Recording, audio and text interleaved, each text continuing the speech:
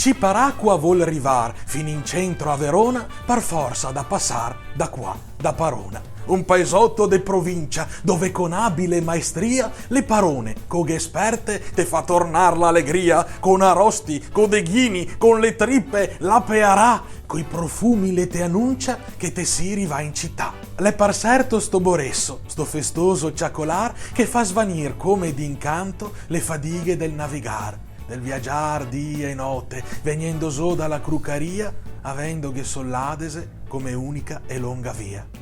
Ma seguendo la corrente, forte o piana, onde va senza mai seguire orari, te pol catar chiusa la città.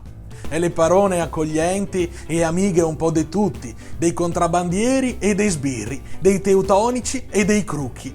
E la sfrutta ste occasioni per slongar la conoscenza di quei piatti che a pensarghe adesso non se può far senza. Se pensiamo alla polenta, che ci dice con coraio che la va sol con la soppressa, coi funghetti, col formaio. Ma è possibile non pensar alla renga e al soppocetto che te mette il morbin nella quaresima in rispetto? La parona con sto piatto fa felici tutti quanti. L'è un piatto international, rivasò dai naviganti.